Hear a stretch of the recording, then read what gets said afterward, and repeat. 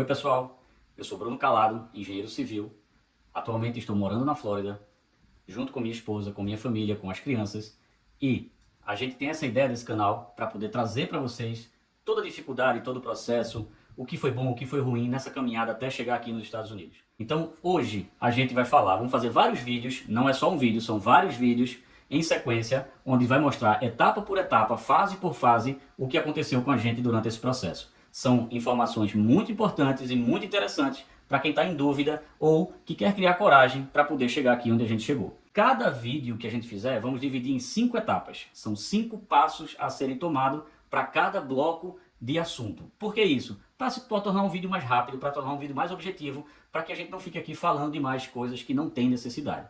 E se você tiver questionamentos e quiser que a gente abra cada etapa dessa, comenta, conversa, curte o vídeo e vai dando feedback que a gente vai moldar cada próximo vídeo em função das perguntas e das dúvidas de cada um.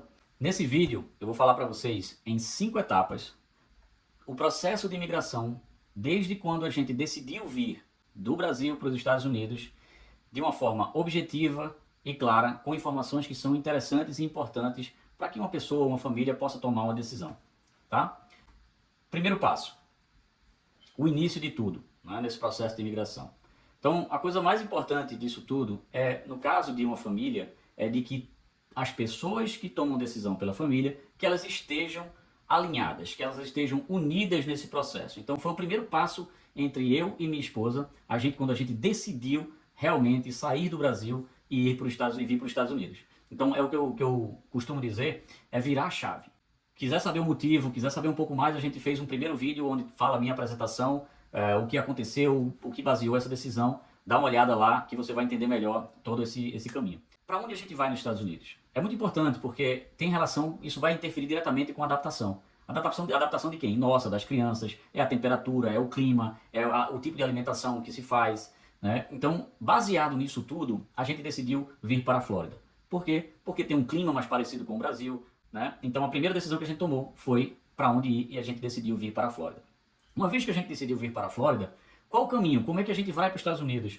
De que forma a gente pode chegar nos Estados Unidos e ser bem visto nos Estados Unidos? Como vencer a barreira da dúvida?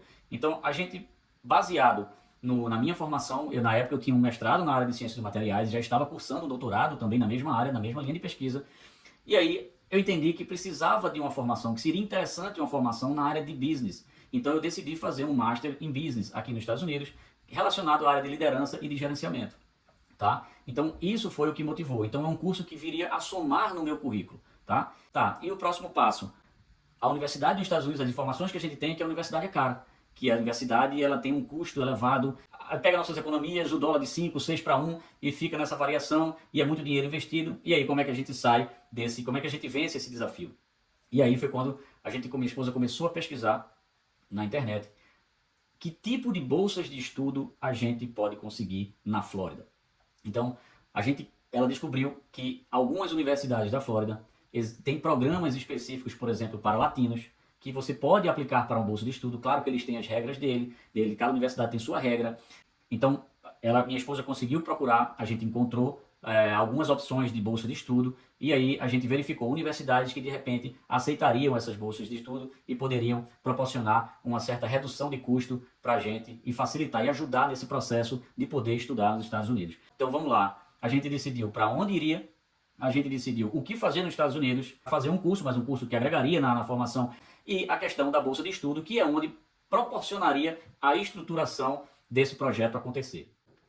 Passo 2. No passo 2, uma vez que a gente definiu o que fazer nos Estados Unidos e procurar universidades, então a gente selecionou 2 universidades. Uma universidade privada e a outra universidade pública, estadual. Todas as 2 são pagas, é diferente do Brasil. Tá? Então, mas eles têm possibilidades e formas de você trabalhar, enfim. E aí onde a gente veio a questão da bolsa de estudos. Tá? Então, partindo disso aí, o que é que aconteceu? Eu entrei em contato com a universidade, vai lá no site da universidade, então você aplica com interesse no curso, naquele curso que você queria fazer, que você tem interesse de fazer, e aí você chega lá e você manda um e-mail, que eles chamam aqui do advisor, que é como se fosse uma pessoa que é um conselheiro, tá? Então, um conselheiro ou uma conselheira. Então, vai estar lá a pessoa que vai responder o seu e-mail e vai mandar informações de procedimentos e etapas que você tem que que ir vencendo, explica mais ou menos como é que tem que ser, que tipo de documentação. Eles têm todo esse suporte para que você possa manter esse contato e ter esse contato. É importante esse contato porque você começa a quebrar barreiras. E é importante, quem vai ajudar você a entrar na universidade, se você tiver interesse, é o advisor. Não é outra pessoa, não é uma prova, não é um vestibular, é muito dessa relação e você demonstrar o seu interesse por aquela universidade em querer fazer aquele curso, tá? E aí esse contato com a universidade, eles automaticamente eles sugerem que você participe de alguns eventos online, que foi no meu caso, e como se fosse um bate-papo na internet, onde alguns candidatos, algumas pessoas que têm interesse em estudar naquela universidade, vão fazer parte daquele bate-papo naquele dia, e o advisor vai explicar o que é a universidade, como é que funciona o curso, a estrutura do curso, e você vê o seu advisor pela primeira vez através da internet. Foi assim que aconteceu comigo, e aí é um momento onde você aproxima as pessoas e se torna mais interessante, vamos dizer assim, para a universidade e tanto para você poder vencer esse passo. No passo 3, é um pouco mais burocrático, vamos dizer assim, né? É quando você decidiu a universidade,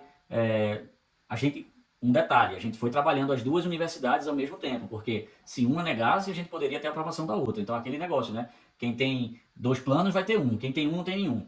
Então, dentro das documentações, foi necessário montar o currículo de forma que toda essa parte de documentação, de estruturação, é importante que a gente fale o que eles querem ouvir, tá? Então, montar um currículo que adeque ao que a universidade busca de um perfil de aluno, tá? Histórico, tá? Certificados que você tem, tudo isso foi feito, a gente juntou os documentos que tinha lá nos requerimentos, nas solicitações, no próprio site da universidade e a gente foi fazendo, né, o upload lá e colocando esses documentos, o currículo, todos os documentos em PDF, enfim, né? E lembrando que toda documentação ela tem que ser com tradução juramentada, tá? Não pode ser tradução simples, tem que ser uma tradução juramentada e você pode colocar lá em PDF sem problema nenhum. Foi assim que aconteceu comigo e acredito que continue sendo assim, tá? E aí dentro dessa documentação tem 2 documentações que são muito importantes. Uma é uma carta de recomendação. Carta de recomendação de algum profissional, por exemplo, do Brasil, que seja o quanto mais alto nível em termos de formação ou em termos de respaldo da sociedade, pesa mais. Então, na oportunidade, eu pedi para o meu professor, o meu orientador do doutorado, fazer essa carta de recomendação, né, que vai recomendar você para a universidade, tá? Então, esse é um documento muito importante, é um documento onde os professores se falam. Então, se você conseguir que essa carta de recomendação para você estudar, no caso, fazendo o mesmo caminho que a gente fez, vier de um doutor ou de uma doutora, de uma pessoa com a formação dessa, então a universidade ela recebe melhor esse documento, tá? E outra documentação que é muito importante é a cover letter, que eles chamam aqui, que é uma carta de apresentação. É onde você tem que colocar no papel o seu interesse, o seu desejo, a sua, vamos chamar assim, a sua paixão em querer fazer aquele curso. Então é saber usar as palavras certas para quem vai ler. Para que a pessoa do outro lado leia e faça assim, realmente, essa pessoa quer estudar aqui nessa universidade e quer fazer esse curso. Tá? Então são dois documentos que eu falo, sendo 2 documentos importantes, porque é onde vai ter a comunicação mais clara entre os pares, né, acadêmicos, vamos chamar dessa forma, tá? E outra documentação também que é muito importante é a comprovação de renda que você tem no Brasil. Por mais que você consiga uma bolsa de estudo, por mais que você tenha um caminho, uma outra forma de renda de forma legal, que pode acontecer, mais na frente eu faço um outro vídeo sobre isso, que é como você pode trabalhar na universidade, tá? E a comprovação de renda. A gente precisa mostrar para a universidade como é que você tem recurso para pagar o curso.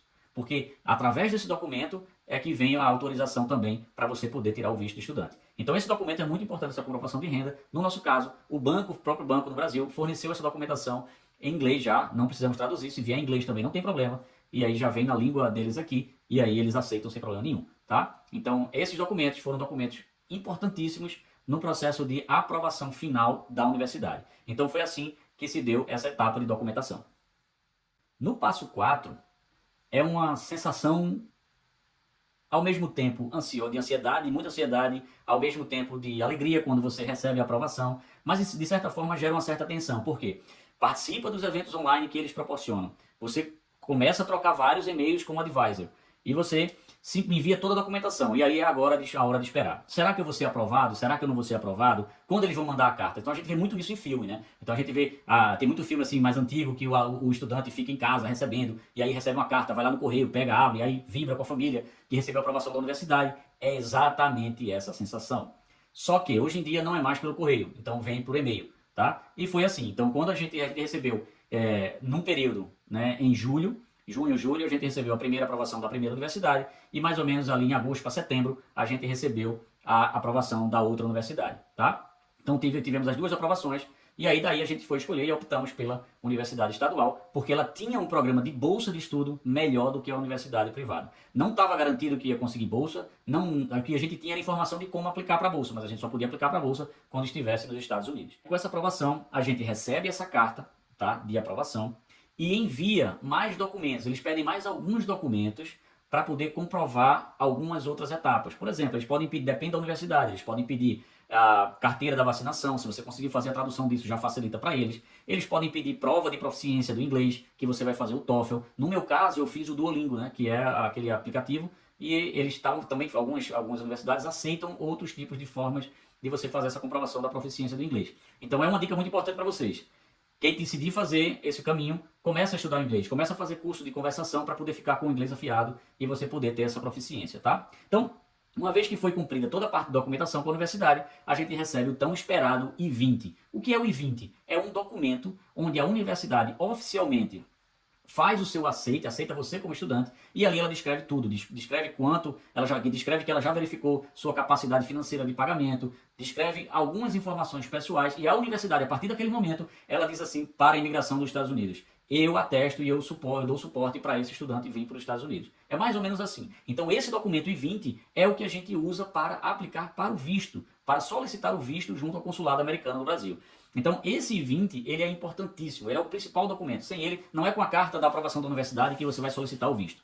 Então esse I-20, então, eu recebi o I-20 e no I-20, no meu I-20 tinha lá a solicitação do visto F1, que é o visto de estudante. E toda a minha família recebeu o mesmo I-20, cada um o seu, com o F2, que é o acompanhamento, é como se fosse o acompanhante do F1. Então F1 foi o meu visto, F2 foi o da minha família. E com essa documentação, com essa I-20, junto com toda a outra papelada, a gente foi e agendou o visto no consulado, que esse período foi mais ou menos de um mês. Entre receber o I-20 e conseguir agendar, foi mais ou menos um mês.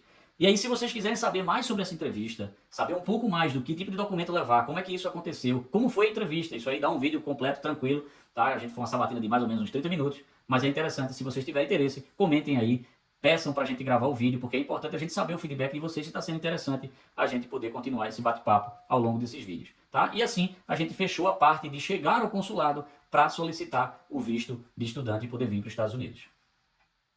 E por fim, de hoje, a etapa 5, o passo 5, né? Que foi a tomada de decisão quando a gente virou a chave totalmente. A gente já está com aprovação, a gente já recebemos o visto, nós estamos agora mais ou menos com um passo andando em direção aos Estados Unidos, e agora o que a gente fazer? Vamos se desfazer de tudo que a gente tem. Então foi aí onde a gente começou a vender o que a gente tinha no Brasil, vender carro, vender a casa, vender o que tinha, e aí começar a rentabilizar e poder estruturar, né, essa vinda da melhor forma. E aí, só que tem um detalhe, você vai sair do Brasil, você vai vir para os Estados Unidos, e você vai ficar onde? Então, eu, minha esposa, 3 crianças, um monte de mala, e a gente vai ficar aonde? Né? Então, do Brasil, a gente conseguiu acessar os sites, começamos a procurar aonde morar, qual a melhor região para morar perto da cidade, perto da universidade, que a gente conseguisse, né, uma facilidade de deslocamento. Então a gente conseguiu fazer o aluguel do apartamento estando ainda no Brasil. E isso foi muito importante, porque de certa forma deu uma paz muito grande para a gente chegar aqui e já saber que a gente tinha um lugar para ficar. Mas tem uma dica importante. Se você, de repente, a família conseguiu o visto, conseguiu todo esse processo e quer vir para os Estados Unidos, mas a gente não quer ir todo mundo de uma vez, de repente não tem a possibilidade de fazer isso. Vai uma pessoa na frente. Existem grupos aqui de brasileiros que alugam quartos. Você pode ficar no Airbnb por mais tempo. Então, assim, tem formas de você conseguir ajustar isso e preparar o caminho para que a sua família chegue. Não precisa sair no desespero, porque existem formas que ajudam a gente, quando está vindo de fora, a se estabelecer na cidade, na região aqui dos Estados Unidos. Existem sempre brasileiros. Então, uma forma de fazer é alugar quarto. E nesse período também a gente teve a dinâmica de comprar algumas coisas, mas isso aí eu vou contar no próximo vídeo para vocês. Então tá aí, os 5 passos iniciais entre sair do Brasil, chegar nos Estados Unidos, algumas etapas vencidas, com paciência, com foco, tá? E se vocês gostaram desse vídeo, façam comentários, peçam para falar mais de algum ponto específico, não tem problema nenhum, como eu falei no vídeo de apresentação, esse vídeo vai ser moldado de acordo com a dúvida e com o questionamento de vocês. O que a gente está aqui é disposto a abrir um livro e contar para vocês como tudo aconteceu com a gente. Tá? Então, obrigado, até o próximo vídeo e fiquem com a gente.